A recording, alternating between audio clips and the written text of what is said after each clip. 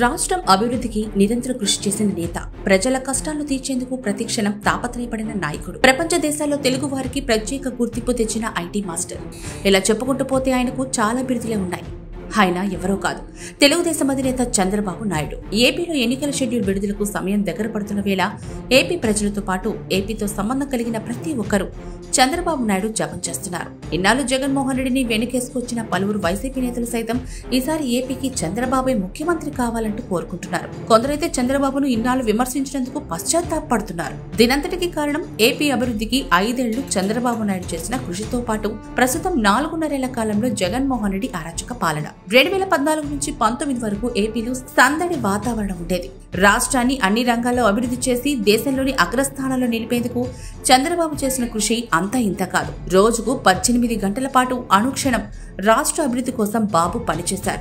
ఒకవైపు పోలవరం, మరోవైపు అమరావతి రాజధాని, ఇంకోవైపు ప్రాజెక్టుల నిర్మాణం, మరోవైపు రైతుల అభ్యున్నతికి కృషి. ఇలా అన్ని రంగాల్లోనూ ఏపీని అభివృద్ధి పథంలో చంద్రబాబు నడిపించారు. అంతేకాదు, ప్రపంచంలోనే ప్రసిద్ధి చెందిన పెద్ద పెద్ద కంపెనీలు ఏపీలో పెట్టుబడులు పెట్టేలా చంద్రబాబు చేసిన కృషి అమోఘం. కానీ 2019 ఎన్నికల్లో చంద్రబాబు ఓటమితో ఏపీలో పరిస్థితి పూర్తిగా మారిపోయింది. సీఎం జగన్మోహన్ రెడ్డి హయాంలో ఏపీ పూర్తిగా దివాళా తీసే పరిస్థితికి చేరింది. కనీసం రోడ్లు వేసేందుకు సైతం వైసీపీ ప్రభుత్వం ప్రాధాన్యతనివ్వలేదు. జగన్ 4.5 పాలనలో కేవలం కక్షపూరిత రాజకీయాలు మాత్రమే జరిగాయి. చంద్రబాబు హయాంలో రాష్ట్రంలో పెట్టుబడి పెట్టిన కంపెనీలు వైసీపీ హయాంలో వెనక్కు వెళ్లిపోయాయి. యువత పని చేసుకునేందుకు కనీసం ఉపాధి లేకుండా పోయింది. దీంతో అన్ని వర్గాల నుంచి వైసీపీ ప్రభుత్వంపై ఆగ్రహావేశాలు పెళ్లిబుగుతున్నాయి.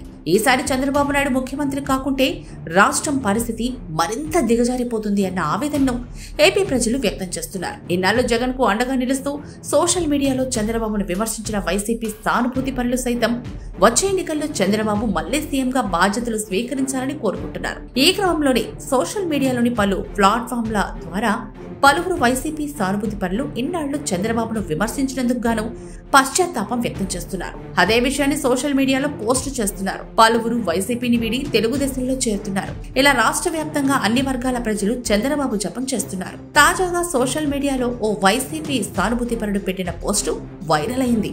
ఆయన ఆ పోస్టులో చంద్రబాబు నాయుడు గొప్పతనం గురించి చెబుతూ గతంలో చంద్రబాబు నాయుడు విమర్శించడానికి గల కారణం, ప్రస్తుతం చంద్రబాబుకు మద్దతుగా నిలవడానికి కారణాలను వివరించారు. చంద్రబాబు గొప్పతనం గురించి వైసీపీ సానుభూతి పరుడు సోషల్ మీడియాలో పేర్కొన్న వివరాల ప్రకారం తాను వైసీపీలో ఉన్నప్పుడు పని మీద ఏలూరు వైపు వెళుతున్న సమయంలో అటువైపు వరి పొలాలని పచ్చగా కలకలాడుతూ కనిపించాయని, ఒక పొలంలో కర్రతో పాతిన ఒక బోర్డు కనిపించిందని, బహుశా చంద్రబాబు అభిమాని అయి ఉంటాడు. ఆ బోర్డు మీద ఈ పంటను పట్టిసీమ నీటితో పండించాము అని రాసి ఉంది. దాని ఫోటో తీసి గౌతమి ఐడిలో పట్టిసీమ మీద చంద్రబాబుపై వెటకారంగా పోస్ట్ పెట్టింది. 700కు పైనే లైక్స్ వచ్చాయి.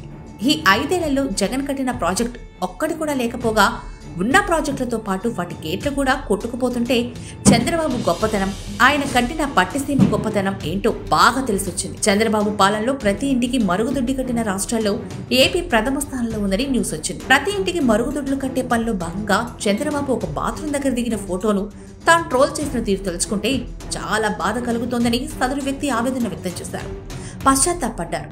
అంతేకాదు, అప్పట్లో చంద్రబాబు ఎటువంటి అభివృద్ధి పనులు చేసినా వెటకారంగా ట్రోల్ చేసేవాడని, చంద్రబాబు రోజుకి 18 గంటలు పనిచేస్తాడని, రాత్రి 2 గంటల వరకు పనిచేస్తున్నట్లు వెనక వైపు గడియారంలో టైం కనిపిస్తున్న ఫోటోను కూడా చాలా వెటకారంగా ట్రోల్ చేస్తే అది కూడా వైరల్ అయిందని ఆ పోస్టర్ పేర్కొని ఇప్పుడు తాడేపల్లి ప్యాలెస్ నుంచి బయటకు రాని, సాయంత్రం 6 గంటలు దాటితే మంచం ఎక్కేసే జగన్ను చూస్తుంటే వేయింబవల కష్టపడి పనిచేసిన చంద్రబాబున తను ట్రోల్ చేసింది అని తన మీదే తనకే అసహ్యం కలుగుతుందంటూ కన్ఫ్యూజ్ అయ్యారు.